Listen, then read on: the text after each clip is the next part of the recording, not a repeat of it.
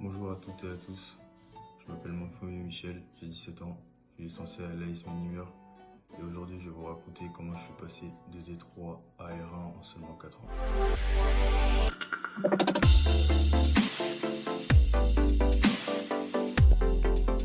Il faut savoir que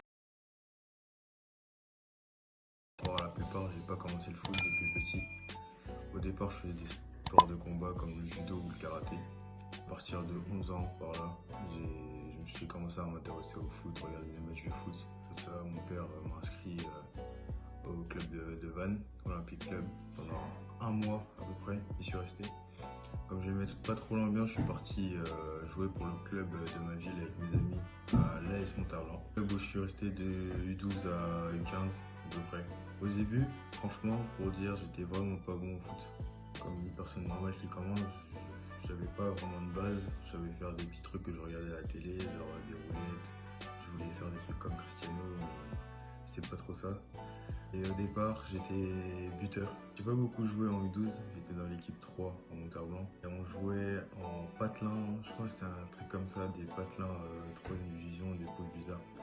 Enfin bref, j'étais vraiment pas bon.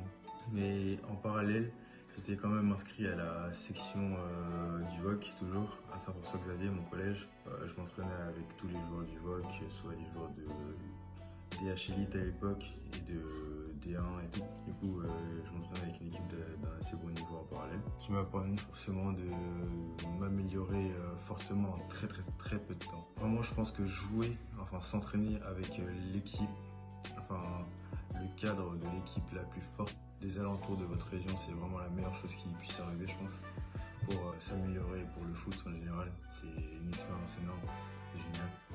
De U12 à U13, comme je vous l'ai dit, j'avais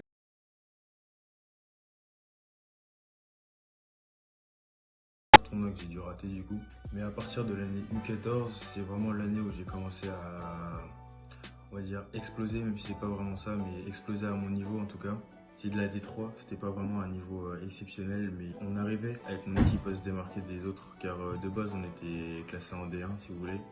Mais l'entente qu'il y avait entre les différents clubs, Monterblanc, Saint-Nolf et Elvin a pris fin. Le club d'Elvin est parti et il n'y avait plus que Monterblanc et Saint-Nolf. On a été déclassé directement en D3. Cette saison-là, je jouais avec des U15, c'était encore à l'époque où les U14 et les U15 ils étaient ensemble. Du coup, c'était pas la catégorie U14, mais plutôt la catégorie U15. On était en U15 D3 du coup. Et là, c'était une année assez simple et facile pour nous, avec beaucoup de joie, beaucoup d'entente entre nous, car on se connaissait un peu. Il y avait pratiquement 2-3 joueurs qui étaient à plus de 20 buts à la saison, et on était pratiquement tous, à part bien sûr le gardien, à plus de 5-6 buts. On a fini deuxième à cause d'un match qu'on perd sur la dernière rencontre contre la Cinco de Loc Minet 3. On était vraiment très déçus. Mais la deuxième partie de saison s'est un peu mieux passée car on a réussi à passer en D2 pour l'année suivante. Nous sommes à la deuxième année du 15. La deuxième année du 15 a été une année beaucoup plus compliquée car il y a eu beaucoup de blessures.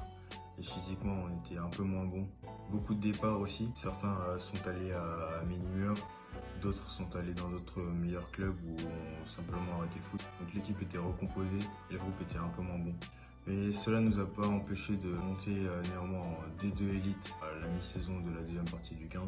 Pas encore une fois un niveau exceptionnel, mais c'était déjà énorme pour nous. On pensait pas qu'on allait arriver jusqu'à là. Cette saison-là, qu'en Coupe du Morbihan, on avait fait le meilleur chemin qu'on avait jamais fait. On avait perdu en quart contre l'Avenir des Tex au penalty. On avait fait un match 1-1. Eux, c'était de la D1 et nous de la D2 Elite du coup. Très déçu forcément, mais à la fin de la saison, on a quand même remporté le championnat. Et sur un tournoi à Saint-Jean-Brévelay, c'est là où j'ai été repéré par Minimur et par Auray. Auray qui ne faisait pas partie du tournoi, mais qui m'ont quand même vu, je ne sais pas comment. Et Minimur qui était là. Il y aura un match contre Vitré on avait perdu 1-0 contre eux en demi-finale du tournoi et on avait réussi à finir meilleur troisième à la fin. Après ce match-là, j'ai été demandé par mes numéros et par Auray pour venir faire des tests et des entraînements. Arrivé courant mai, l'année 2000, si je me souviens bien, c'était l'année 2018 ou 2017.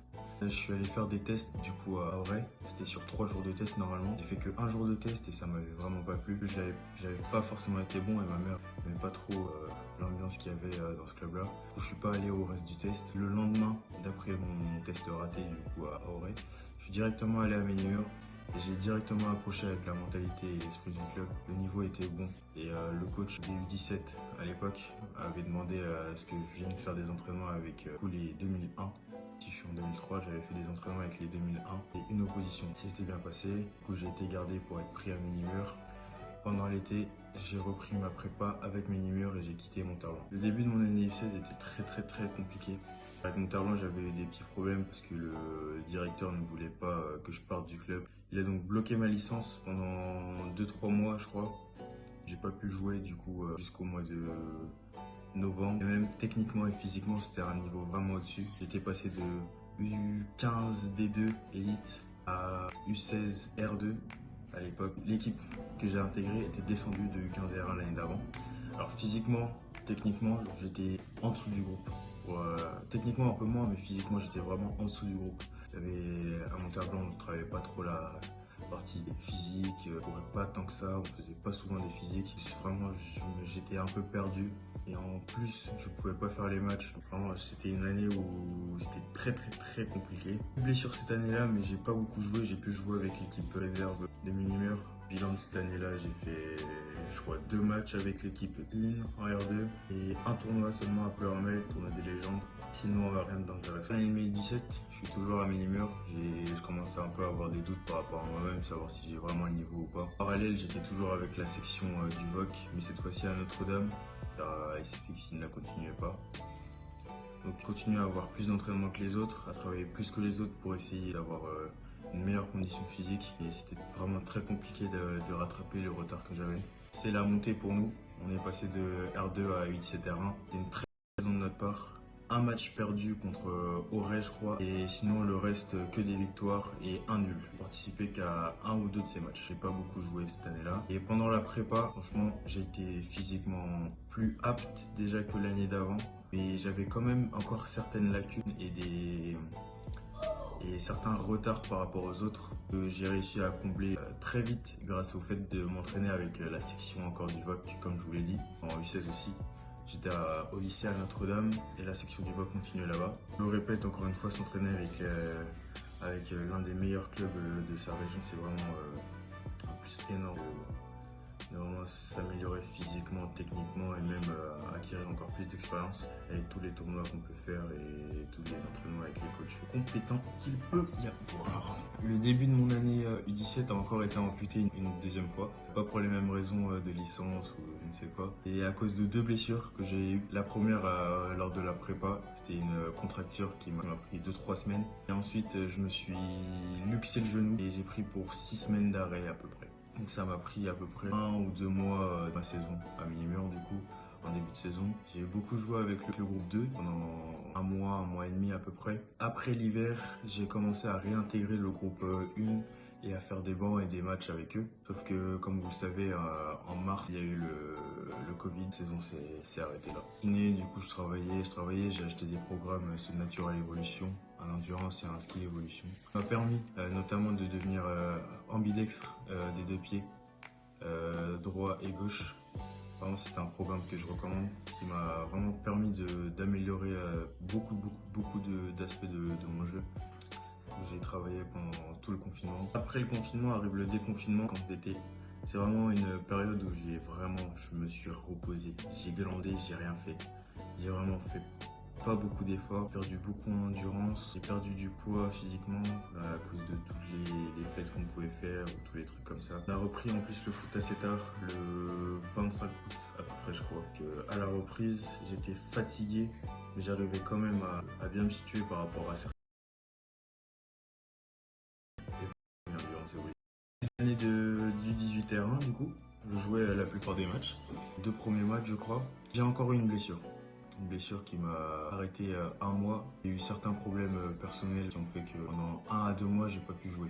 Donc pendant cette période-là, les matchs se faisaient et les coéquipiers jouaient, mais moi je pouvais pas jouer du coup vu que j'étais en permanence blessé. Et je m'entraînais toujours avec la section, mais pas beaucoup étant donné que j'étais blessé. Au moment où j'aurais pu revenir, la saison s'est fait couper à cause du Covid encore une fois. Le sport a été arrêté jusqu'en décembre à peu près. Mais de cette période-là, de début novembre au milieu novembre à fin décembre, je prenais encore avec la section car c'était avec le lycée et j'avais le droit de continuer à faire des jeux et des trucs comme ça. Du coup, j'ai pu continuer à progresser physiquement et techniquement par rapport à certains.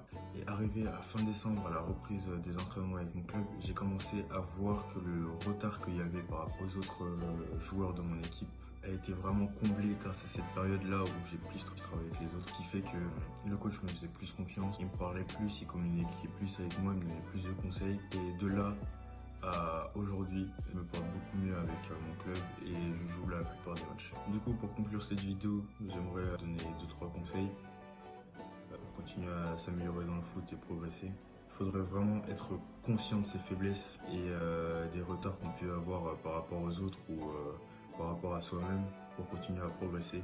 Ne pas se dire que parce qu'on est en D3, en D2 ou dans un niveau district qu'on peut pas jouer plus haut ou viser un meilleur niveau si on le veut et qu'il y a des erreurs vraiment à ne pas faire, délaisser le travail et s'amuser à n'importe comment, faire la fête, avoir une hygiène de vie dégueulasse, sinon on n'y arrivera pas, on n'y arrivera à rien. Il faut savoir faire des sacrifices, oser faire certaines choses et avoir beaucoup confiance en soi. Je termine cette vidéo sur ces petits mots et c'est tout.